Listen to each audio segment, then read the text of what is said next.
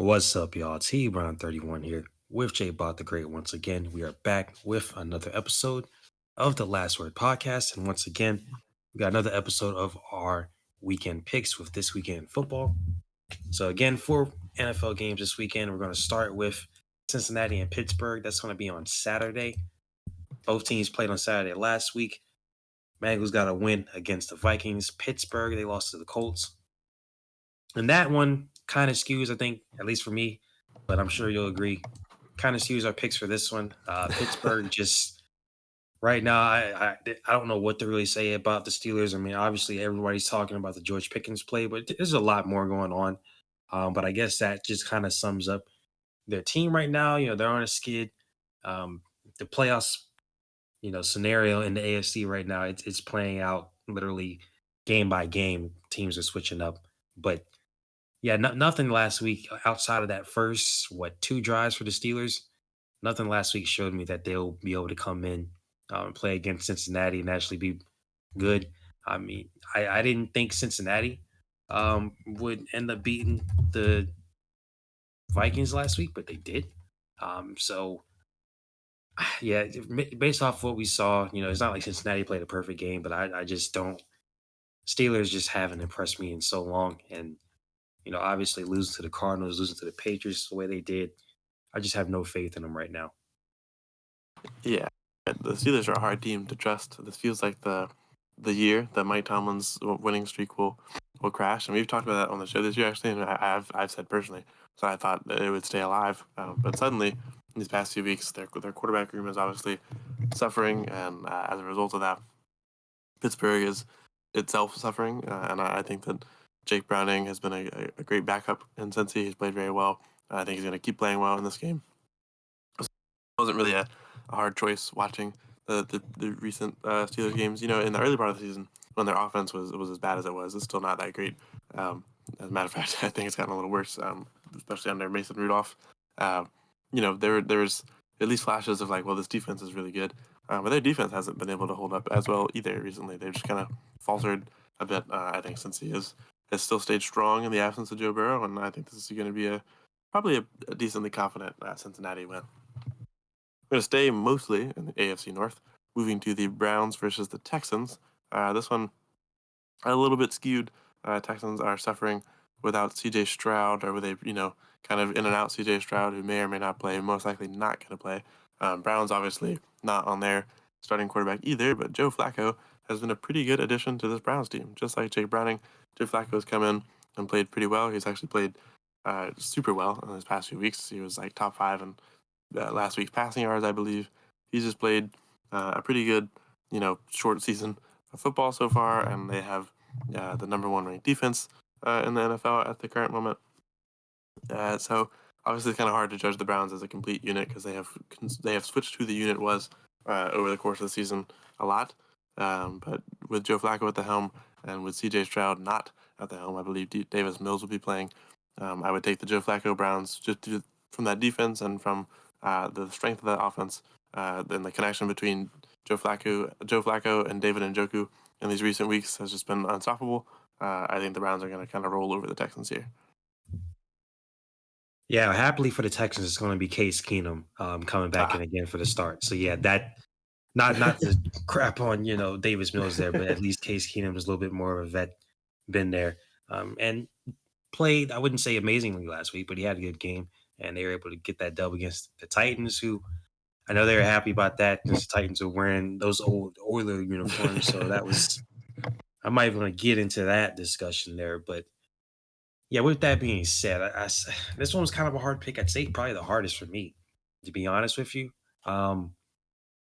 It's like the Browns not super impressive against the Bears, who they've been better, a lot better than they were in the early parts of the season. That's for sure. When it was looking like they were going to get the number 1 and number 2 pick because of how trash we are and how trash they were. But yeah, they've gotten better, but it's still Browns could have played a whole lot better last week. You're not expecting Joe Flacco to come out here and throw for 400 yards every single game. That's not going to happen. But you mentioned the most important part. The Browns have the best defense in the National Football League, professional football league, in professional football. And I think that's probably going to help them in this one. I mean, that's pretty much been their thing the entire season, even when, they started out with Deshaun, PJ, DT. I mean, it doesn't matter who's at quarterback. It seems like for them, that defense is able to get it done as long as they make some plays on offense. They're fine. So they're pretty much kind of what the Steelers want to do, but just much better and actually effective. So yeah, I think that'll be the driving force for them again. Um, once we get to the playoffs, I think that luck. I don't want to say luck, but I think that's going to kind of run out for them. But right now, I still got confidence in that D being able to carry them to a win. This one was a hard pick too. So we got Dallas and Miami, of course. Cowboys coming off of that loss to the Buffalo Bills. Miami's probably not happy about that because that keeps the Bills in AFC East contention, as the Dolphins also lost early this season to the Bills. So this one for me, it was kind of hard because I didn't want to be overreactionary to last week, with the Cowboys or with the Dolphins, because Dolphins beat the mess out the Jets, finally getting them out the playoffs. But I just feel like this is what we kind of talked about when we did the Cowboys Bills video the other day. If the Dolphins decide they want to run the ball and the Cowboys can't stop it, it's going to be a problem. And the Dolphins definitely can run the ball, the top five in rushing offense per game. On the other hand, if they somehow are able to stop the run, you still have Tyreek Hill, who's probably going to be back, and Jalen Waddle on the outside. Tua is not a check down merchant like some people like to think. He can throw the ball deep. We know that. I just don't. I don't want to base it too much off of last week because you can adjust during the week, throughout the season. But just taking what we saw based off of last week and what I know about these teams this season, I think it's just more likely that the Dolphins are going to come out with the win in this one, and it is on the road. That's been the whole big issue for the Cowboys this season, like it was last week. So I'm sticking with Miami, and hopefully they won't burn me on a pick like they did so many times this season.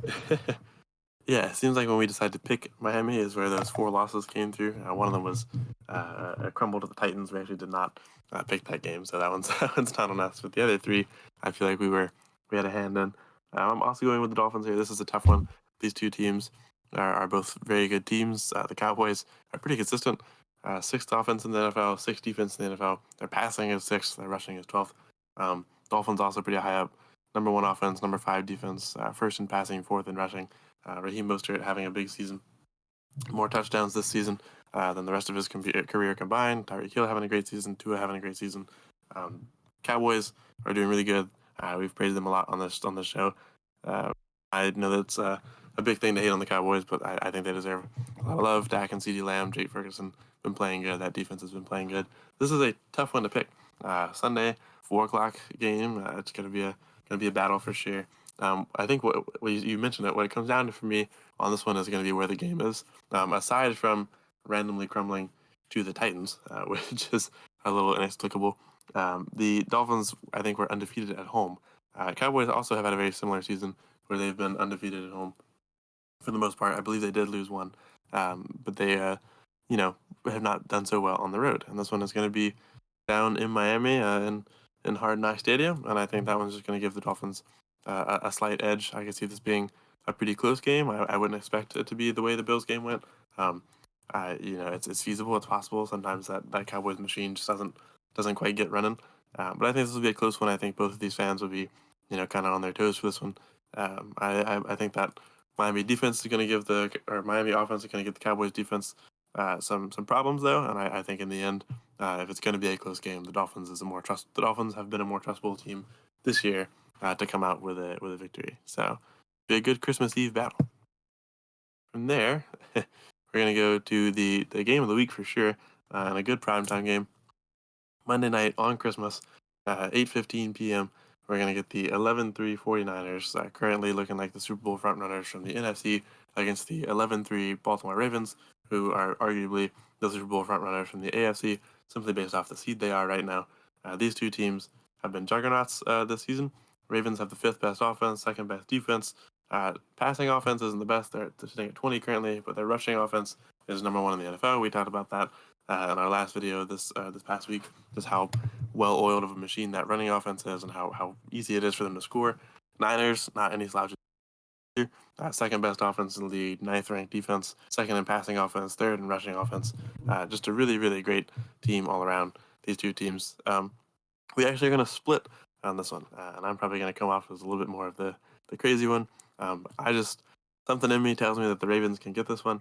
I think the Niners statistically really are the better team here in this game. I've said it on the show. I don't see another team that is really better than the Niners when you lay it all out on paper. But I think, get out there and play the football game. The best team might not necessarily be the one to come out with the victory. And I think the Ravens are sort of well constructed against teams like the Niners. I think their rushing offense is going to be really helpful and punching a few through in this game and kind of sealing it late. I would expect like a, 35, 33, 35, 31 kind of game, 34, something like that. It's going to be high scoring, I think. I also think that it's going to be super close. I can easily see a world where the Niners win this game. I just think that the Ravens are a well constructed team against the defense like the Niners, and the Niners suffer against teams that can hold their own and stay up in the score wise. So if there's any team that can get up on the Niners and hold it, I do believe that this year's Ravens with a healthy Lamar Jackson are up there. I won't be too shocked if the Niners win this one, but I do confidently feel that the Ravens can take this. Yeah, I'm taking the Niners, but I wouldn't say you're crazy for picking the Ravens, because there's different paths to victory here. I think the main thing is what you just said, where the Niners screw up is if a team is able to score early and stick with them, um, and not just roll over and die because of that explosive offense and a really good defense as well. And I think the main thing is the Ravens are going to have to hold their hat on that defense, possibly force some turnovers. If they force, let's say, two turnovers in pivotal moments, like that could easily be the turning point in a game between two teams that are so good, and for the most part so evenly matched, I would say. Now, obviously, you mentioned the passing game is not really comparable as far as the rankings. They're 20th versus second, but it obviously the Ravens receiving core has improved. They've got some guys, but it's the passing game is just not comparable to the Niners. But when you got Lamar Jackson back there and you got some guys that can make some plays, it's not going to be every single play, but they can make some plays when it counts. So this sounds like an endorsement of the Ravens, but it's just I don't think this is going to. I wouldn't even say this is a super high scoring game, because whenever you see offenses that are really good like this, and when you do have defenses that are also really good, like generally I will lean towards it being a lower, not low scoring, but I don't think it's going to be like 40-40 or 35-33 like that. I think I would lean closer to 24-17, to be honest with you. Because I think like both teams at some point they're going to make a mistake that their defenses are going to be able to force a turnover. I think it's just a matter of whoever is able to do that, and whoever gets out first and kind of keeps momentum going throughout the game will be the one to win. I just think it's more likely that the Niners will be able to do that to start. They still do have the better overall team. I think they, are the best team in the NFL. You take the absolute best of every single team on one day, it's going to be the Niners right now. So, yeah, this one's going to be close, but I wouldn't, 24-17, 24-20, something like that, I think is probably a realistic score. But we'll have to see. This is definitely, again, props to NFL for scheduling this one, and how the way things turned out with the records this year.